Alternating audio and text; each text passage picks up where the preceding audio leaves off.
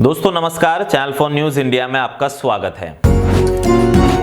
Doctor ortho, अब दर्द भी घुटने टेकेगा।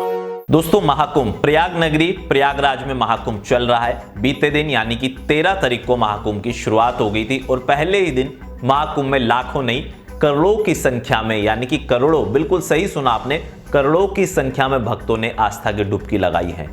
आपको सोचकर हैरानी होगी कि एक दिन में महाकुंभ के अंदर 1.5 करोड़ से ज्यादा भक्तों ने स्नान किया। बिल्कुल सही सुना आपने, 1.5 करोड़ से ज्यादा भक्तों ने स्नान किया। और इस महाकुंभ की इतनी चर्चा क्यों हो रही है, विदेशों से भी साधु संत इस महाकुंभ में क्यों पहुंच रहे हैं, आखिरकार 144 साल के पीछे इस महाकुंभ का रहस्य क्या है, इस वीडियो में मैं आपको पूरी तरीके से बताऊंगा।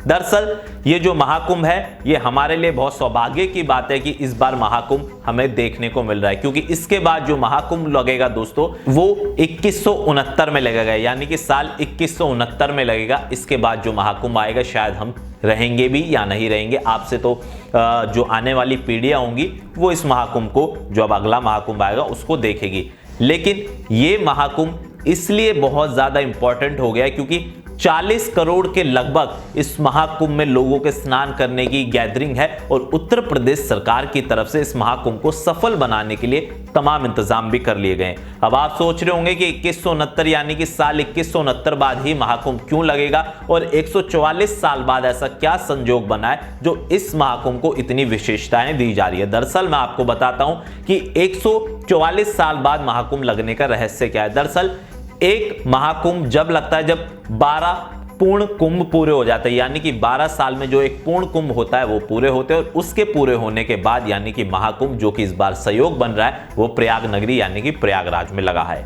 इस महाकुंभ में देश के अलग अलग सन्यासी और अलग अलग अखाड़ों के सन्यासी तो शामिल हुए हैं, लेकिन साथ ही साथ विदेशों से भी साधु संत महाकुंभ में स्नान करने के लिए पहुंच रहे हैं। उत्तर प्रदेश सरकार की तरफ से महाकुंभ को सफल बनाने के लिए तमाम इंतजाम तो किए गए। साथ ही साथ आपको मैं बताऊं कि इस महाकुंभ, क्योंकि ये महाकुंभ उत्तर प्रदेश सरकार के साथ साथ देश की भी साख का सवाल है और इसको सफल बनाने के लिए हर वो मुमकिन कोशिश की गई है जिसका सहायता की जा सके।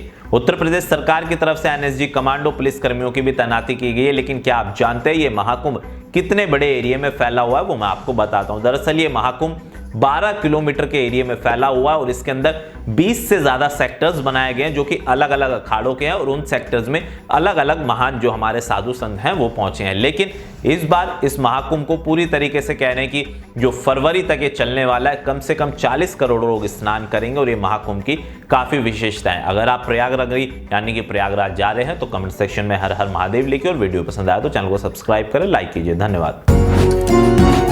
डॉक्टर ऑर्थो, अब दर्द भी घुटने टेकेगा।